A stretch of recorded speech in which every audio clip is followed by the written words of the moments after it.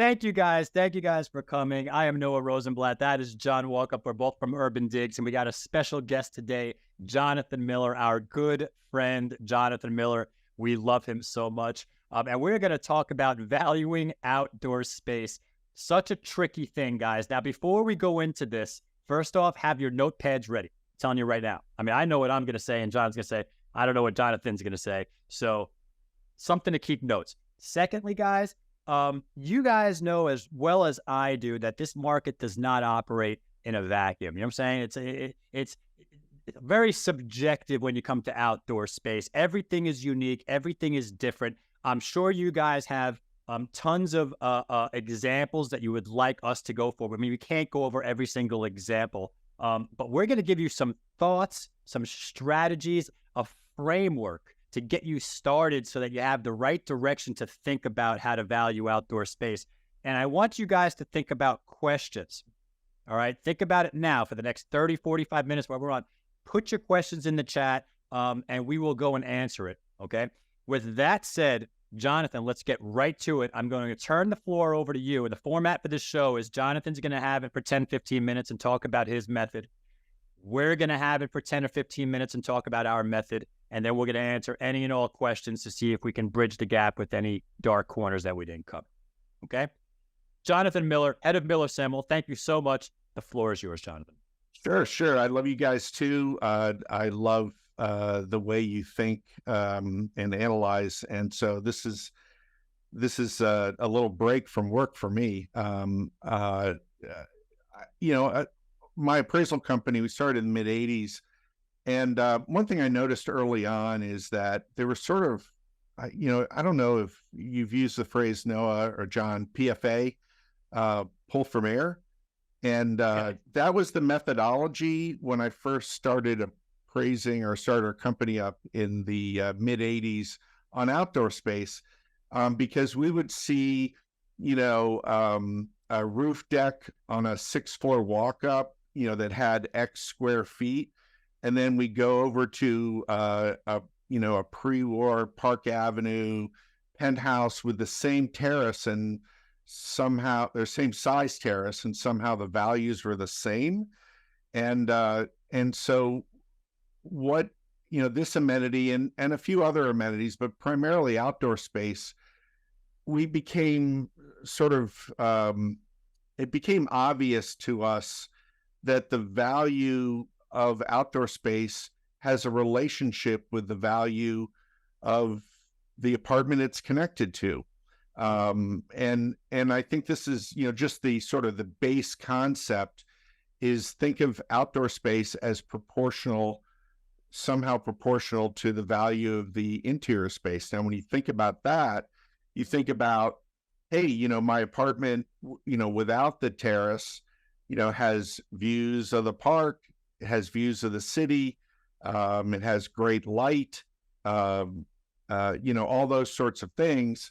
And then you slap a terrace on it. The terrace relates to those values. The terrace isn't sort of this subjective, like, an appliance. You just connect it and then it adds value. And so one of the ways that the way that we started doing this, and this is probably, I remember we started doing this in 2000, just after 2000. And I used to get endless questions about, and I don't know if you guys do this at UrbanDigs, but I get tons of brokers asking me, how do you value outdoor space? How do you value this? And that causes me to write a blog post. And I wrote this blog post, which I encourage, and I think Noah and John are going to share this later, where I actually break out the whole logic to it, some of the things to think about. And I think we're going to talk about that a little bit further. But basically the idea is, the relational value, and what you want to do is value the apartment first as if there was no terrace. What's the per foot? And because that's going to take into consideration floor level, view, think of it as a proportion. One of the things in 2010, when I when I wrote this post, I found that outdoor space was typically valued somewhere between 25 and 50 cents on the dollar. So if you had 1,000 square foot apartment, the apartment might be worth the terrace at the time 250 to 500 per foot, just sort of as a range. And John and I were talking earlier before the webinar, and I was asked this question: is that changing that relationship? And I would say yes. The methodology still applies, but almost 50 cents on the dollar is the default assumption for most people when they're valuing outdoor space. And we're going to talk later a little bit about, exceptions to that, why that would be different. The other important thing, and this is to what Noah said earlier, is that this is not a formula-driven valuation. This is a guideline. It's a place to start. It is, we do not just press buttons and have macro formulas calculate, well, if it's 1,000 a foot, then it's a 500 square foot per square foot terrace. It's just more of a sort of a placeholder, a place to start. You as an expert in understanding all the amenities related to the apartment might think it's a little bit more, a little bit less, or whatever. In fact, in 2010, or, when I first sort of wrote this out, developers were already, pricing a lot of terraces at 100% per square foot of the interior space. And I think sort of with all the outdoor space and in new development over the last 15 years, I think that's probably skewed the ratios a little bit higher. And, so 50 is more often than not sort of the starting place, if it feels right to you. So an example might be, if an apartment was worth 1,000 a foot and the terrace is worth 500 of, so the 50 cents on the dollar would make it 500 a foot. That's the logic, but there's problems with that. You could have a wraparound terrace that's, 2 feet, but, is long and narrow and goes around your apartment. That is not as functional.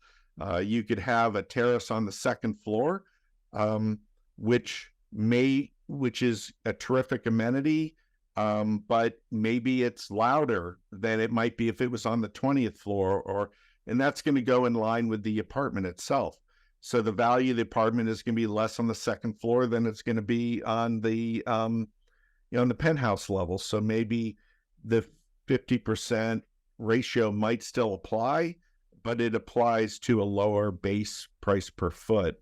There are things like, you could have, a parapet where you can't see over it unless you walk up to it to see the views. That might not be a 50 cents on the dollar kind of valuation. So that is the logic. The reason why it's not formula driven, think about this. You have a 700 square foot, 1 bedroom, walk up with a 2,000 foot roof terrace. Now, I've appraised that kind of apartment before. One of the ratios we learned in valuing through experience and sort of backing into what it actually sold for, generally, usable outdoor space in relation to everything is relational to the apartment. Usable outdoor space is probably only 50% of it. So if you have a 1,000 square foot apartment, you have a 1,000 square foot terrace, probably only 500 of it is that 50% or whatever that percentage is. And then that extra square footage is diminishing return. It drops off in value. Again, this isn't a high, this isn't a formulatic driven. There's some sort of judgment applied to it, but that's sort of the idea. This logic works for balconies. It works for patios. It works for gardens in a brownstone. It is relational to the property that it sits with. And that's probably, the key point. The idea is that you treat a roof terrace above a 6'4" walk-up different than you would treat, a pre-war, Central Park West roof terrace, or, terrace off the side of the apartment. They're both outdoor space, but they're connected to the baseline for value, which is the apartment. And that's the logic. Anyway, guys, that's the overview. Oh, no, you're on mute, my friend. I am sorry. I was trying to cut off the background. No, that is absolutely great. It goes over all the elements that make it such a dark and mysterious corner. Thank you, John, by the way, for that. I just want to repeat there, oversized space, that diminishing return. That's such a key element. And John and I were like thinking about that, and we're like, something about diminishing return. That's the key, man. Oversized space with that diminishing return. And also the depth and the privacy. The utility of that terrace is huge, and you guys got to figure that out. Now, I got a couple of questions here, Jonathan, and I wasn't going to save these for the end, but I think they're relevant now. I want to ask you all of them. Go in. Andrea's asking me, does the value of outdoor space fluctuate with the seasons? So I guess the answer to that question is, do you think apartment prices fluctuate with the seasons? And the deal volume goes down, right? I mean, if it's slow, it might get a little harder. Yeah, prices do fluctuate subtly with the seasons. In the suburbs, it's very extreme. Not as much in Manhattan, but so the answer would be yes. And the logic is, okay, you're thinking about a terrace, you're thinking, hey, it's sunny and beautiful out in the spring or the fall. This is versus it's got 3 inches of snow on it. You can't really walk on it, when you're showing the property. But that also relates to the apartment itself, showing apartments on a beautiful spring day versus showing apartments in a downpour or some weather event. So I think of it in the context of relating it to the apartment itself, and I probably wouldn't get more. I don't think it's more complicated than that. Yeah, and I would just say that the liquidity, I mean, the deal volume is slow in the summertime. It might just make it harder, like maximum exposure, maximum profit potential type of logic. If you're in a slower environment, it might just make it harder to maximize that profit. I got a bunch of other good questions here. I'm going to rapid fire this. I want to get through them. Melissa's asking, how do you value a communal garden in the Upper East Side Co-op? Or in doesn't matter where it is, a communal garden. Yeah. So we had a big townhouse in the East 90s that shared a communal garden with 2 other apartments. And you also have that in the Village. There's a lot of sort of, the full block is surrounded by townhouses, and there's a communal garden in the center. So the sort of the cop-out answer to that is, you're going to compare to apartments or townhouses with communal gardens, which is sort of silly because they're so rare and limited. But that would be your sort of first place. And so I think logically, do you think that, I'm just thinking of some in the West Village, do you think that's a plus or a minus? And I think in most cases it's a plus by far. Maybe not in my East 90s townhouse, but in the Village, you have actually access to more space than you would if you just follow the lot line. Right. So I guess the approach would be, in the Village, if I have 1 or 2 comps that are on communal gardens, I'd see whether that really impacts the value versus the ones that don't on maybe another block. Otherwise it's very difficult. It's not a negative, but it can be a negative. Okay. Dale, how does the valuation change for a penthouse with a large rooftop outdoor space? Penthouse. So the answer is, it doesn't. You're looking at the value of the penthouse without terrace space first, to sort of understand. Like, I find it really interesting, when you'll see people like give the appraiser comps about like high floor 3-bedroom apartments, and the subject has a terrace, or the subject doesn't have a terrace, so all the comps have a terrace. And so what you want to do is actually back out the terrace to give you an adjusted price per square foot. So for example, which I didn't mention this in the beginning, like think about my 1,000-foot terrace example. So you have an apartment without a terrace, and then your comp has a terrace, and you're comparing price per foot. What I would do is take the value, or the square footage of the terrace, and if we say it's 50 cents on the dollar, that 1,000-foot terrace becomes 500 square feet of interior space, and add that to the interior space and see how it matches up with yours. Just as sort of a baseline. Like, the idea is to put terrace with and without terrace sort of on an even comparison basis, just to sort of know where you're beginning. Penthouses are a submarket of Manhattan and often have little to do with the building that they're connected to, or can, because of the terrace, and they usually have a fireplace or some other, amenity that's not in the rest of the building. I would still look at the valuation of the apartment first to get a baseline starter, and then start thinking about valuing the outdoor space. 50 cents on the dollar, 75 cents on the dollar, as on top of that valuation to give you a place to go. Yeah.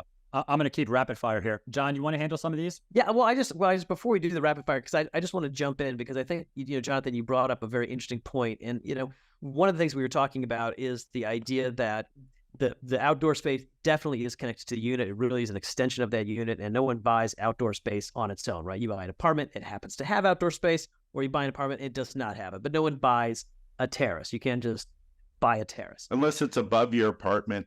Unless it's above your apartment. The roof from the co-op or something. Yeah. But then your rights are still connected, right? I get it. But the idea is that I think since COVID, we've seen a gradual revaluation of what that outdoor space is worth. And, you mentioned it, right? New devs are really pushing the envelope. They're going for that 100% square footage. Like, just, we want that entire multiple for this outdoor space. And I'm wondering, now you talk about valuing some of these things and backing out that price.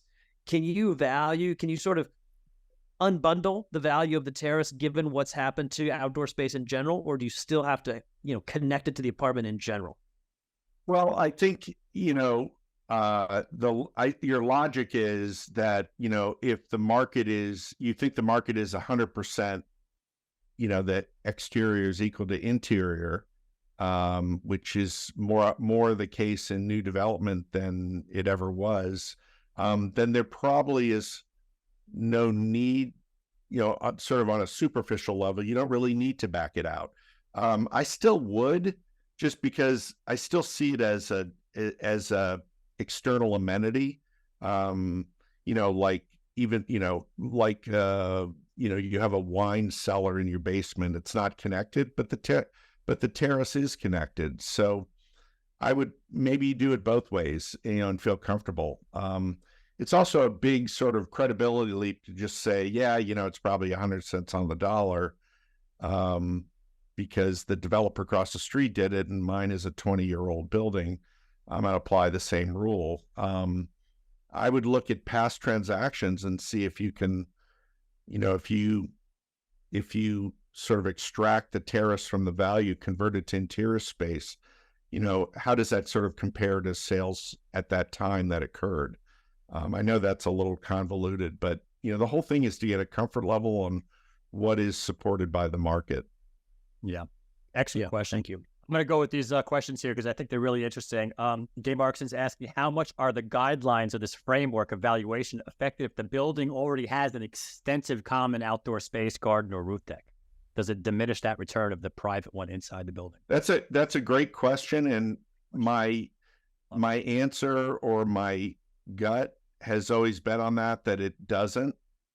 It doesn't impact it. If a building has a common area, first of all, I have a lot of thoughts on common areas for buildings, and they're more like an amenity set that you want to have as a building, but they're also an amenity set that few people use.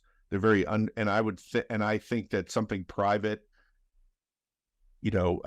sort of infers more personal enjoyment, more use, therefore a lot more value. I don't see them overlapping each other. Excellent question. Excellent answer. There's a great Robin. Yeah. Do environmental lifestyle changes such as COVID or work from home affect or change the value? So, there was this whole mantra during COVID, people are buying larger spaces, to have more outdoor space, which that's a whole rabbit hole we can go on, and I won't do that. But I think that was greatly exaggerated, because that's like saying, they can afford $1 million apartment, so they're buying $1.3 million apartment because they can get a terrace. And, on the margin that happens, but, people aren't buying apartments with large or significant outdoor space because they want more space. Like, they're kind of limited to what they can afford. But on the other hand, if people are buying houses for the, that $1 million in the suburbs because they get a backyard, and more space, which I think is a more plausible sort of, in terms of the square footage argument. I also think that that's probably whatever exaggeration or expansion was realized. I'm skeptical and don't really see in the market that premium valuation or it was more of a temporary distortion than something that's sort of baked into value going forward. Okay. Denise Rich, what value does outdoor access to electric, water, and drainage add versus a terrace that doesn't have that? Oh, you mean like building access? Like the building has the right? Is that what that means? I think she means like just in general, like a terrace that has access to those water versus a terrace that doesn't have that stuff. Yeah, I actually usually see, right, I see that as something that is, in most cases, it's something that you could add later. So it becomes a question of, is it built in already to the terrace of the apartment that you're looking at, or is it something you could add later? And I think more often than not, you can add that later.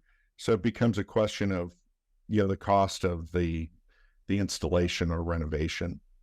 That makes sense. All right, I'm just gonna go through a couple more questions here. Don't get insulted if I'm skipping you guys. I'm skipping the individual building ones. I don't want to get into that. Harold's asking, do you think that a rooftop terrace of a penthouse is worth less than a terrace that is off the public rooms? The utility. I think it's more attractive for a terrace being off public rooms. What is it? I don't know what a terrace off public rooms. I guess a rooftop. Wait, the entrance is like off some of the entrance is off like the living room. You have to go through like a versus going upstairs to go to a rooftop. Yeah. So there, I think there's a premium. Public room, meaning like living room, dining room, kitchen, is the way I think I should be interpreting it. So yes, I think that the premium there would be a skew or a premium towards this is what I see, that a terrace is more functional when it's off the living room or dining room, kitchen, because it's part of like the entertainment space and more people, guests. It's kind of weird if it's just off the master bedroom. Yeah, it's nice. It adds value. But if that same terrace were moved off the living room, I think it would be more functional. And therefore, at least, what we tend to see is a little bit more value. Okay. And I got one more question here. And guys, you guys can keep adding questions, but I'll do this one question. And then we're going to shift to me and John and our method after this. Jonathan, I think I know the answer to this, but I'm going to let you answer. In a regular terrace balcony with your framework, how do we decide whether it's 25, 30, 35, or 50% of the value? Right. So with a generic balcony, so what I'm thinking is, just something that people store their bikes on, right? It's probably the lower end of the range because of the functionality of it. I think some balconies, are almost unusable to begin with. And so that's one function. I think if I have a building and everybody just stores crap on it, bikes and barbecues and whatever, just use it as a storage room, then that sort of the market is telling you it's really just a storage place. It's not something that people really use for what it was intended. And it'd probably skew the lower end of the range. The way to test that is to, if you have the ability, where you have apartments with and without balconies, like balconies are only on the, the north and the south side, but not the east and the west side. Maybe you could extract it that way. And the way to extract it again would be take that square footage and, pick a number, take half of it, add it to the apartment and sort of test it against apartments on a per square foot basis against, something that's sold in the last year. Yeah.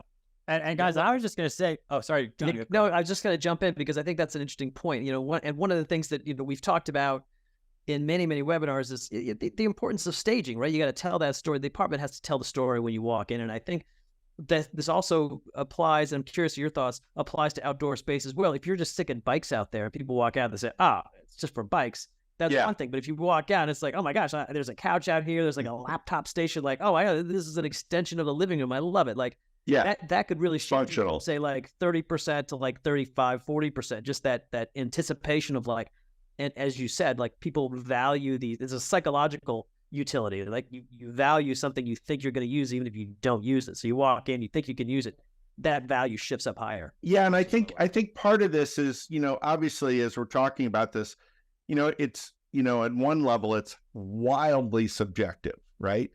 But the way that you sort of test this out is when it actually sells and you had feedback from the market, what did it tell you? Did people care at all? They have small kids, maybe they don't want a balcony, right? They'll never use it. Like just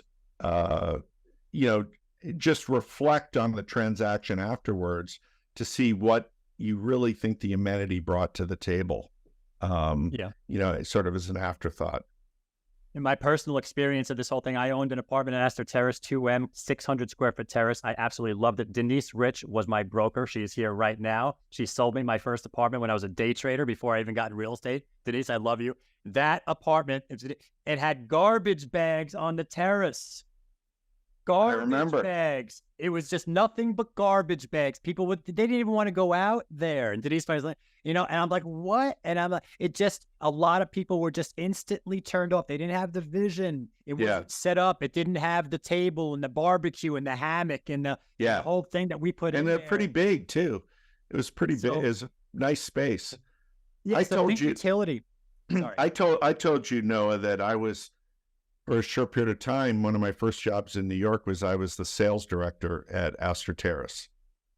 Yes. Yeah. You know that apartment. Yes. I mean, and let me just say to Anne, everything Jonathan said, utility, depth, location, privacy, obstruction, size, association, the use of this, all that plays into whether or not you're in the 25% range or the 50% range. You got to do your wisdom here and figure out which way it is. He's not going to give you all these answers. You got to do it yourself. Okay. Yeah. Jonathan, thank you. Sure. Jonathan, thank you. We're gonna ask you to sit tight for a minute because we're gonna talk now. We're gonna share our thoughts on this, and you guys can keep putting your questions in. But let me go to my setup here, and let me confuse the hell out of everyone. That's right. All right, guys. This is the way we think about it. Okay, and it's evolved a little over time. Okay. First off, let's just go to balcony on the left. Okay, balcony on the left.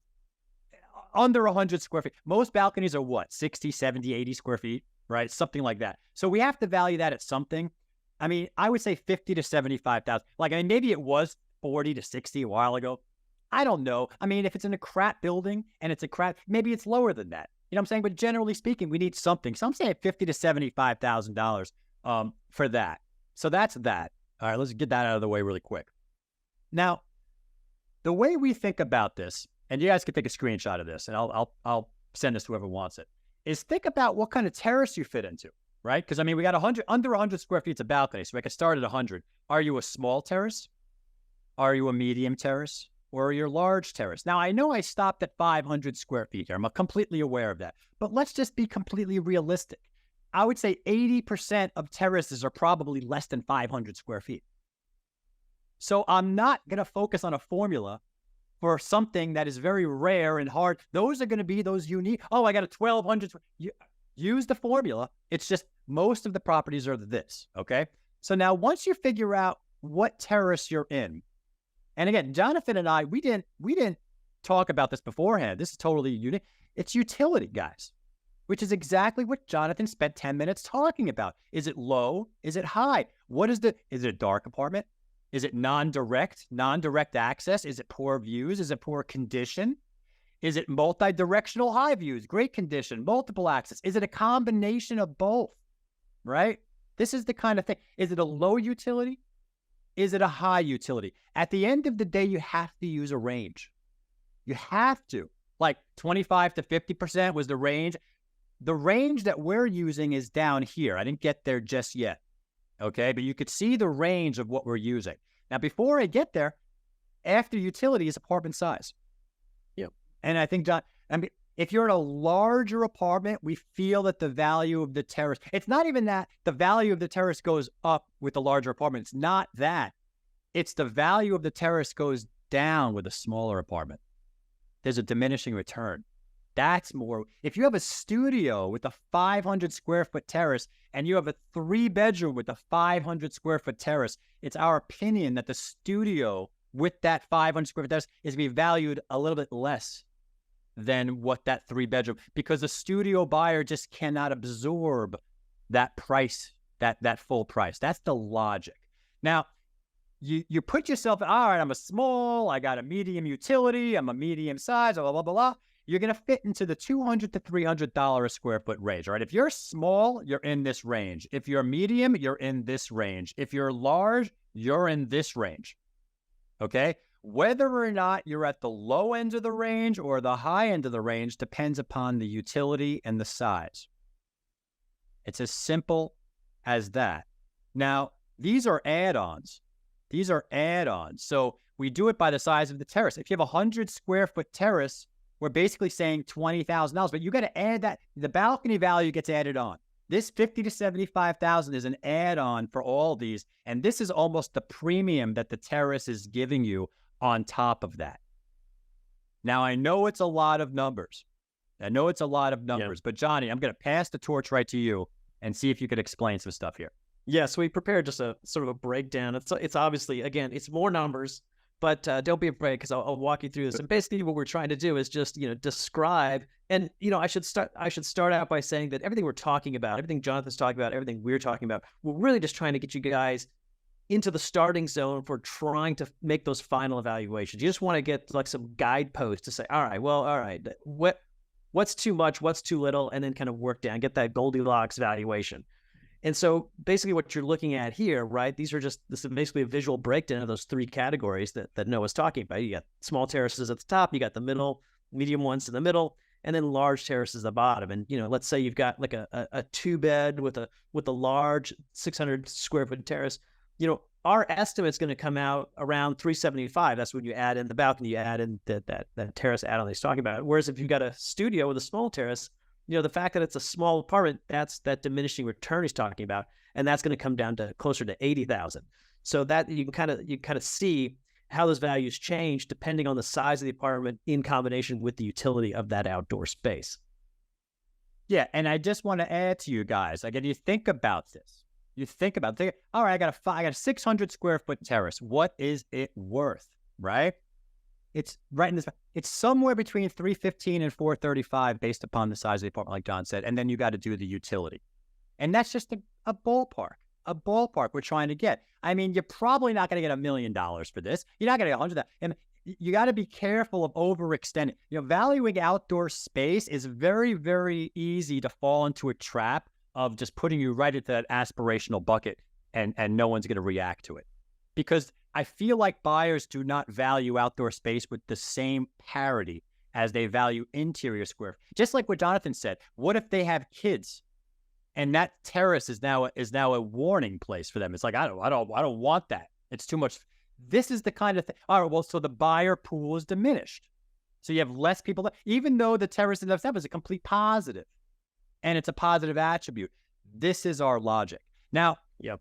we took all these formulas and we had it all in an Excel file, and we took Jonathan Miller's method and we put in an Excel file. And I got to be honest with you, they were right in line with all of this. Like the differential between Jonathan's method and our method with the low range and the high range was basically like less than 5%. Oh, it was sometimes within like $1,000. Sometimes it was absolutely crazy. It's only on the extremes where we start to get a little bit of like maybe a few percentage points here and there. But I mean, it's interesting, right? The way we approach it versus the way he approached it. It all kind of converges at that same level. Interesting. Yeah. And it's all driven by utility. And Yes. it's not to say that one's right and one's wrong, or one's better and one has nothing to do with that. Again, we're trying to stimulate how you think about this and give you different ideas and different directions, because the product that you have is probably going to be one of these, unique products that fits into this little hole over here. And then somebody else has a product that's over there. Everyone's different. Completely different. And you got hundreds and hundreds of different styles, terraces with all these different things. So that's that. Let me go back to the questions. I think unless Jonathan or John. No, that was excellent. Yeah. Well, I wanted to share just before we did this, I just want to share some overall data points. I don't know, do you have those charts that we just whipped up? Because I just want to share, sort of the evolution of outdoor space. And this is, I hate pulling up our charts in the presence of the master of the universe, Jonathan. This is a beautiful chart. This is a beautiful chart. I appreciate it's the yellow. The yellow grabbed your attention. You got the me yellow there. bars. That's like the premium that outdoor I see it as space gold. As Gold. gold. Yes, it's all gold. And the idea, and what I find interesting about this chart is you can kind of see the price per square foot lines. They're sort of doing their own thing. But look at that premium, right? After 2020, right? The little tick up, a little higher. Yeah, outdoor space. A little higher. And to me, that kind of speaks to the overall increase in demand for outdoor space. And so not that there's more of it, but you have more people that are interested in buying it, and that seems to be pushing up those prices. You get a little bit more premium for that outdoor space. Can I supplement this? The answer. One of the reason for the 14% of the premium, in my view, is less about more value placed in outdoor space and more that beginning with the lockdown and later, the high end of the market woke up after being dormant for quite a while, and all the excess supply, like in new development, a tremendous amount of excess supply, and the high end just, exploded in demand. And with the high end comes more outdoor space, higher prices, higher premium. And I would say part of that spike in outdoor space is because the product mix in the market shifted after the pandemic to more luxury. That's why that's still affecting us. I think the product mix right now is what's driving the sales prices to be so strong. It's like showing from 3-4 months ago. I think that dynamic is still in play. Most people think the market's down right now, which I agree it is, that we're down right now. And the price action trends in median and bulk just don't kind of show it. Yeah. And I think that's that next chart, right? On the bottom right, price per square foot since 2020. We're doing a percentage change since 2020. You can kind of see the red line is without outdoor space. The blue line is with. And you kind of see, I mean, that really speaks to that product mix, right? So the larger apartments, the more expensive ones, the ones that tend to come with outdoor space, have really seen a lot more of that appreciation than the other ones. So that's so true. That's an excellent way to present it. That's so true. Spot on. Boss, let's just leave right there. Leave on a high note, George Costanza style. We're gonna hit a couple questions. We got like 15 minutes left, guys. We're getting towards the end. If you got questions, hit them.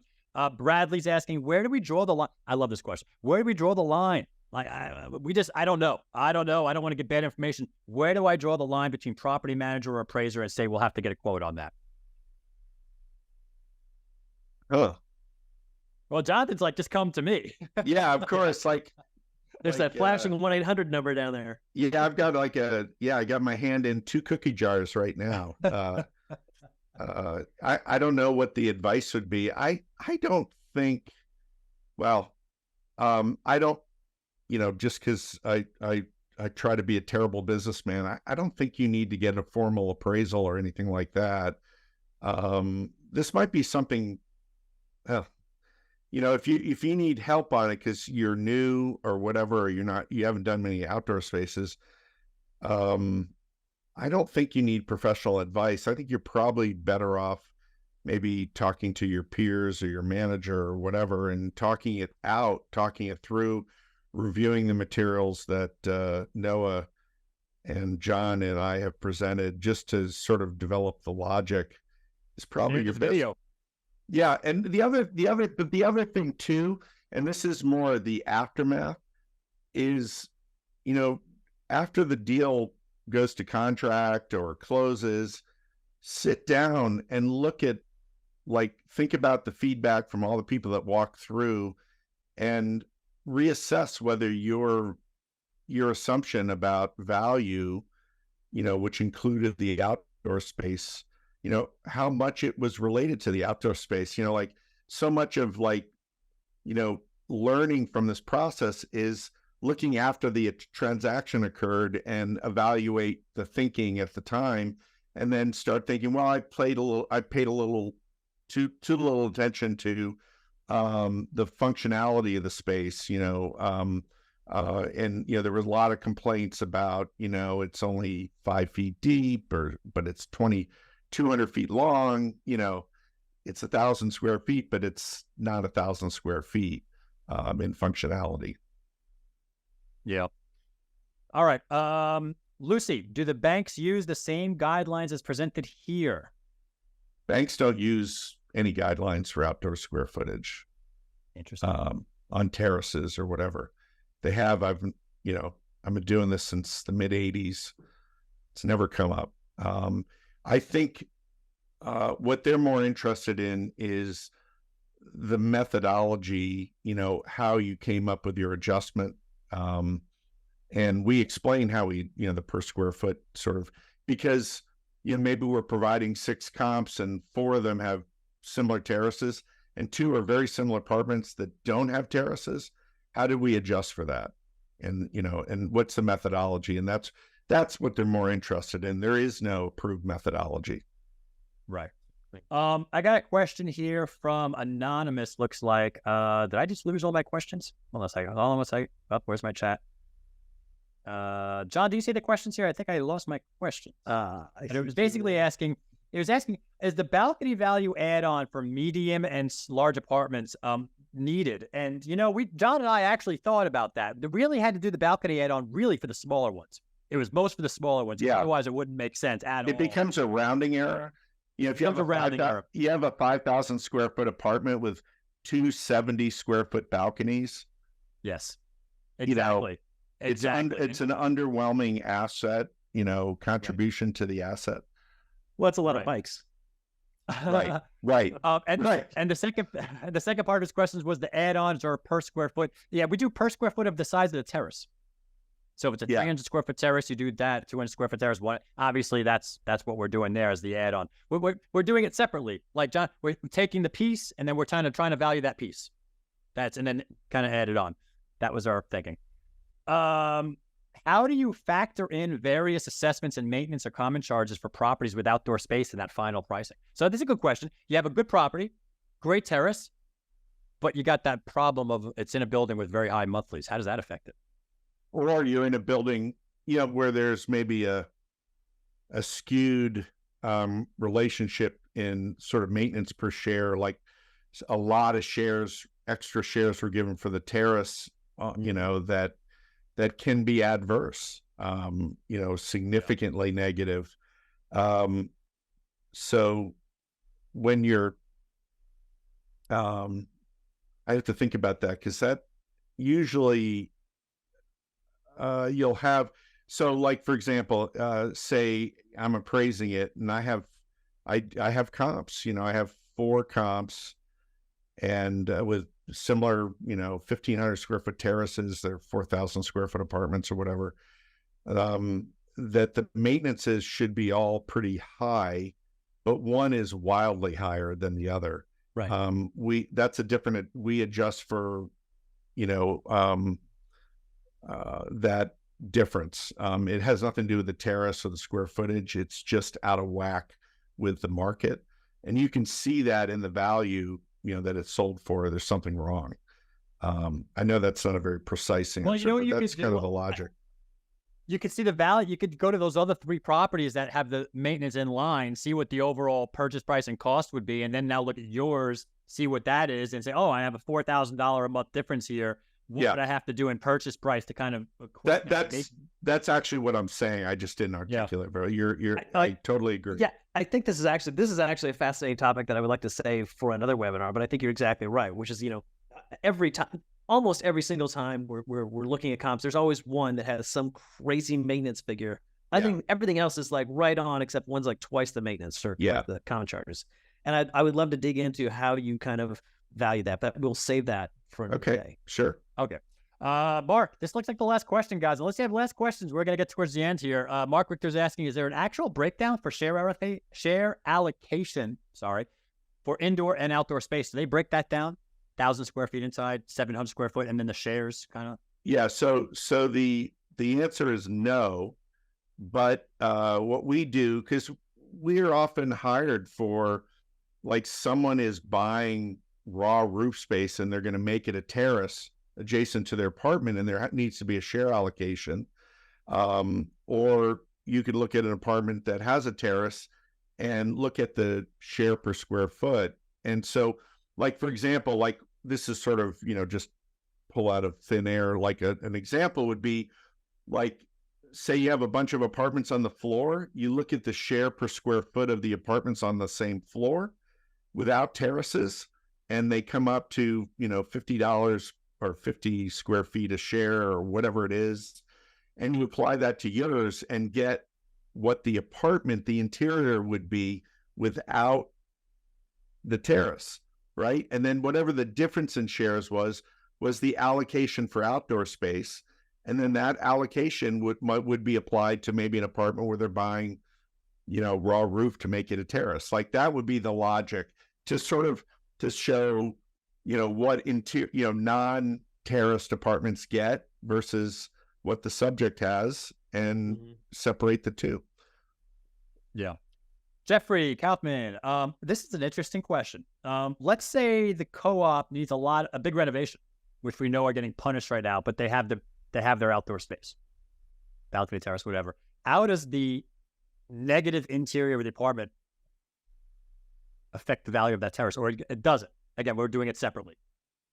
Or they're talking about like an apartment that needs a gut renovation, right?